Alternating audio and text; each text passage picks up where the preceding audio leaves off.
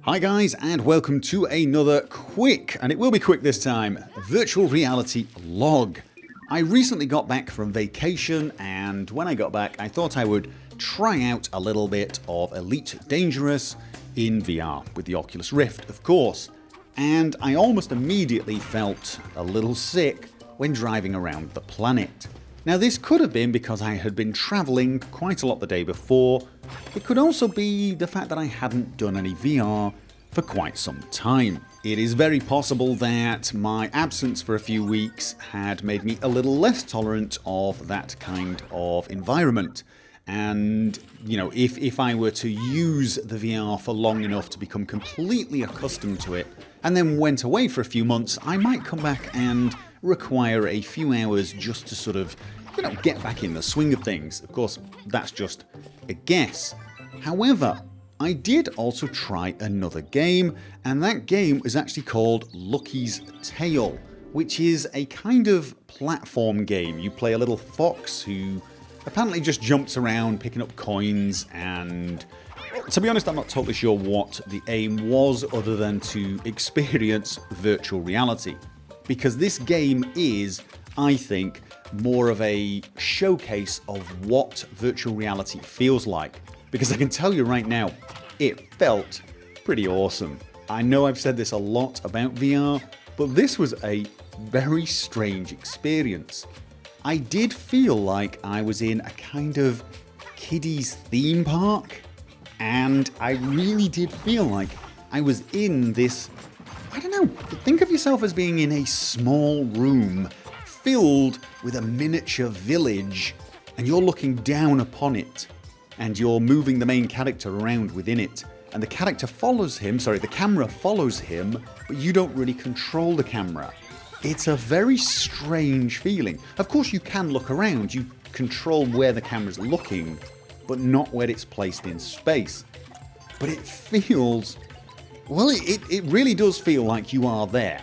It is kind of weird, and it is a lot of fun. But most importantly, I can tell you there was zero motion sickness. I felt no nausea whatsoever.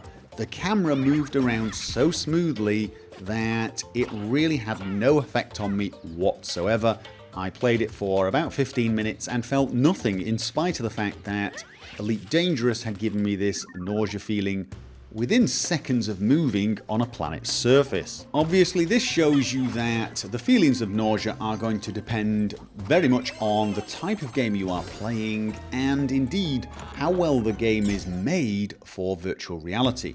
I got the feeling that the way the camera moved and followed the fox was specifically designed to minimize any feelings of dizziness, any feelings of nausea, and that is going to be important for VR games in the future. It did also make me realize that there are going to be way more virtual reality games than just simulators. Probably most people realize this, but I think a lot of us thought simulators and first-person games were going to be the main thing. But in fact, I can tell you that the experience with this game was completely different than the experience you would get if it were a 2D experience or even a flat screen simulation of 3D. You are watching, the footage now, and you really are not getting the sensation of actually being there, of looking down over the edge, looking down at the water, and feeling like you are there. And it really was a completely different experience. I can also tell you, I felt more nauseous looking at the footage than I did playing the game. So once again, it does show me that there is going to be a problem with YouTube and streaming, even for games like this.